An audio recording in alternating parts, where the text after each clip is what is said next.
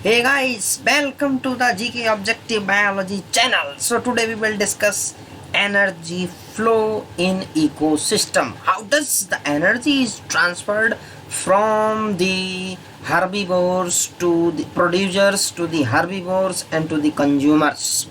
So this is finally we will discuss. So इस topic से usually एक question कभी आता है और कभी नहीं आता, लेकिन एक क्वेश्चन की प्रोबेबिलिटी है।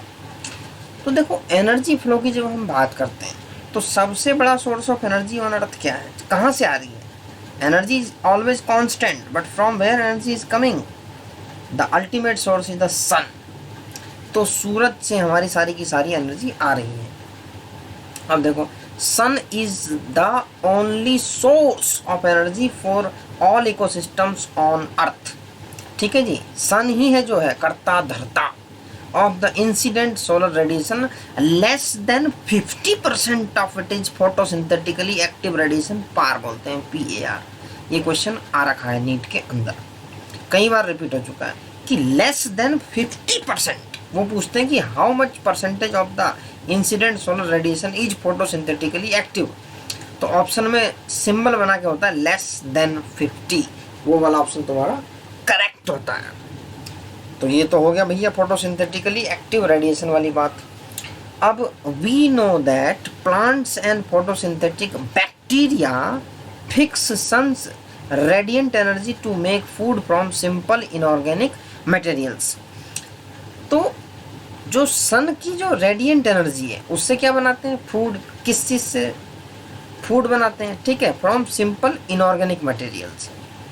तो plants capture only 2 to 10% of the PAR and this small amount of energy sustains the entire living world. बड़ी जानदार लाइन है भैया कि इन्हीं 2 से 10%।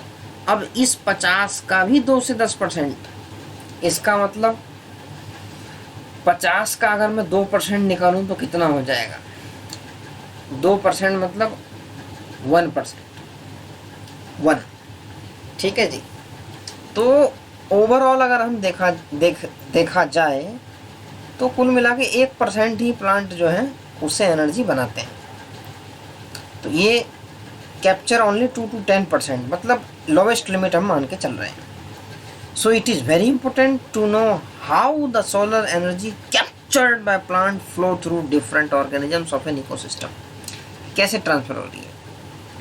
तो ये कह रहे हैं कि all organisms are dependent for their food on producers either directly और इनडायरेक्टली।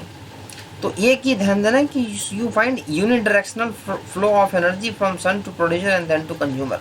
एक चीज़ तुम ये ध्यान दे लेना कि भैया ये जो है यूनिडायरेक्शनल फ्लो होगा। सबसे बड़ी बात यहाँ निकल के आ रही कि it is unidirectional flow of energy. कभी भी एनर्जी बाई डायरेक्शनल फ्लो खासतौर से इकोसिस्टम में नहीं होगा, हमेशा प्रोड्यूसर से कंज्यूमर की तरफ जाएगा। अच्छा, further ecosystem are not exempt from second law of thermodynamics. They need a constant supply of energy to synthesise the molecules they require to counteract the universal tendency towards increasing disorderliness। तो ये हो गया तुम्हारा कि second law of thermodynamics ecosystem के अंदर भी follow होता है। तो ग्रीन प्लांट जो है उनको हम बोलते हैं producers. In terrestrial ecosystem major producers are herbaceous and woody plants. किसमें? इन टेरेस्ट्रियल इकोसिस्टम में।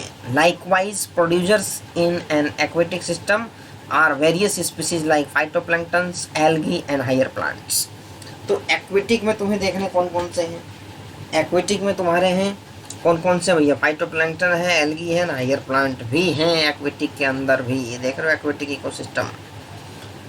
तो अब हम बात करते हैं the energy trapped by the producer hence is either passed on to a consumer or the organism dies.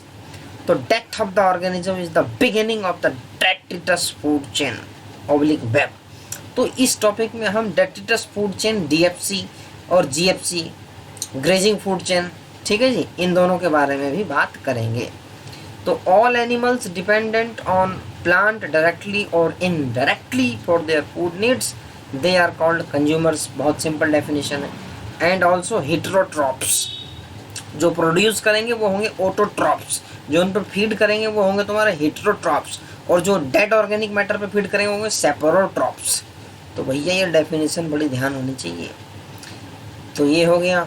अच्छा, secondary consumer, देखो प्राइमरी जो फर्स्ट होते हैं, पहले प्लांट हो गए प्रोड्यूसर, प्रोड्यूसर के ऊपर क्या हो गए प्राइमरी कंज्यूमर, उसके ऊपर क्या हो गए सेकेंडरी कंज्यूमर।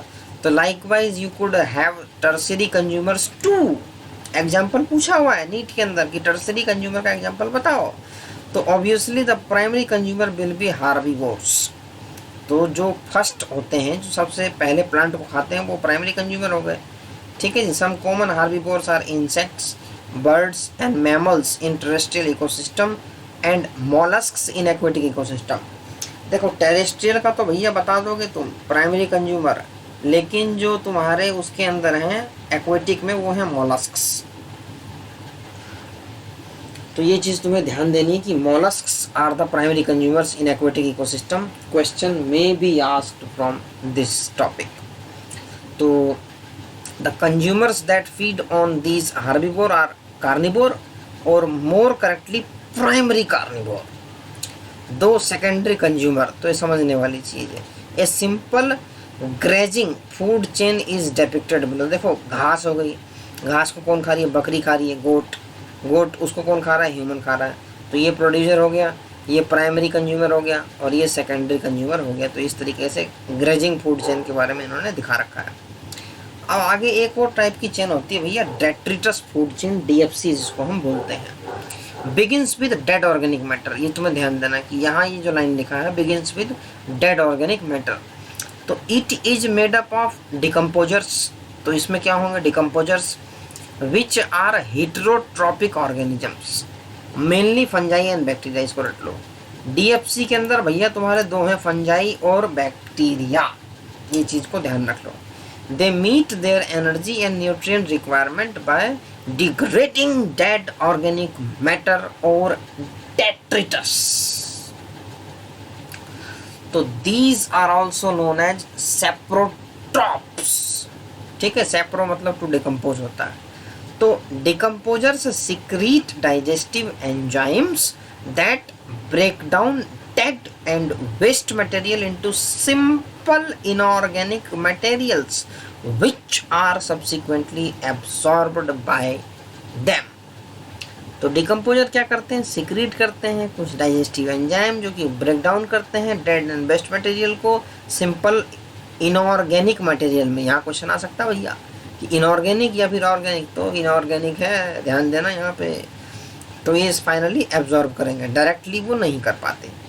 तो एक्वेटिक इकोसिस्टम में क्या है, GFC तुम्हारा मेजर है फ्लो का एक्वेटिक में, लेकिन जब हम टेरेस्ट्रियल की बात करेंगे तो लार्जर फ्रैक्शन ऑफ एनर्जी किसके थ्रू फ्लो करेंगे, detritus food chain, then through the GFC। ये ध्यान देना कि तुम्हारे टेरेस्ट्रियल इकोसिस्टम में DFC के अंदर ज़्यादा एनर्जी फ्लो करेगी एज कंपेयर टू DFC। ठीक है जी, डेट्रिटस फूड चेन में as compare to GFC grazing food chain. लेकिन एक्वेटिक में इसका उल्टा है। तो एक्वेटिक और टेरेस्ट्रियल दोनों में एनर्जी फ्लो में डिफरेंस है। तो डेट्रिटस फूड चेन में be connected with the grazing food chain at some levels. Connect हो सकते हैं दोनों एक दूसरे से। तो some of the organisms of DFC are prey to the GFC animals and in natural ecosystem. तो some animals like cockroach, crows etcetera are omnivores. अब देखो नई टर्म आ रही है तुम्हारे पास, ओमनीवोर्स। एक तुमने पढ़ा दो टाइप के होते हैं, हार्बिवोर होते हैं और कार्निवोर होते हैं, लेकिन जिनमें दोनों होते हैं वो भैया ओमनीवोर हो गए। तो ये हो गया फूड वेब। फूड चेन जब बहुत सारी मिल जाएगी तो फूड वेब बना देंगे, भोजन जाल जिसको हम कहते हैं।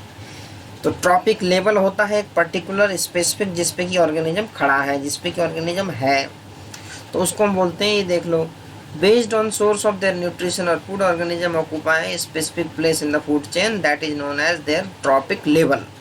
तो producers belong to first trophic level, herbivores belong to the second trophic level, carnivore belong to the secondary consumer or to the third trophic level. तो ये दिए हुए हैं भैया एग्जाम्पल, ये प्रोड्यूसर हैं, ये प्राइमरी कंज्यूमर हैं, सेकेंडरी हैं, टर्सरी हैं। प्रोड्यूसर के एग्जाम्पल हैं तुम्हारे phytoplankton, grass and trees. Primary consumer के एग्जाम्पल हैं जूप्लैंक्टन, grass hopper and cow. Secondary consumer का एग्जाम्पल है बर्ड्स, फिशेस, वॉल्फ। टर्सरी के एग्जाम्पल है मैन एंड लायन। लेकिन क्वेश्चन जो आया हुआ था नीट में वो तुम्हारा वल्चर पे से आया हुआ था। अब भैया वल्चर पे से आया हुआ था तो अभी नीचे डायग्राम आ रहा है वल्चर का, वहाँ से क्लियर हो जाएगा। ये देखो वल्चर फोर्थ ट्रॉपिक लेवल पे है भैया, ये फोर्थ ट्रॉपिक लेवल का पूछा हुआ था टॉप कार्निवोर, तो तुम्हारा वल्चर का था। डायग्राम से देख लो, लिखा नहीं है लेकिन डायग्राम में है। ठीक है जी, ये हो गया diagrammatic representation of trophic level, समझ में आ गया होगा। अब ये स्टैंडिंग क्रॉप होती है और एक स्टैंडिंग स्टेट होती है। इसकी डेफिनेशन तो ये समझ लो कि भैया नीट में बार बार पूछी जा रही है, और इसको ज़रा अच्छे से क्लियर करके चलें कि क्रॉप देखो CM, CM मतलब होता है चीफ मिनिस्टर, तो C इज रिलेटेड विद मास। ठीक है, स्टैंडिंग स्टेट जो है, स्टैंडिंग स्टेट में तुम्हारा रिलेटेड है वो पर्टिकुलर मिनरल से, अमाउंट ऑफ मिनरल से। लेकिन स्टैंडिंग क्रॉप तो CM से अगर आप ध्यान रख सकते हो तो ये ध्यान रखो। तो each trophic level has a certain mass of living material at a particular time called as standing crop. ये तुम्हें पता होना चाहिए, इसकी डेफिनेशन नीट में पूछी जाती है।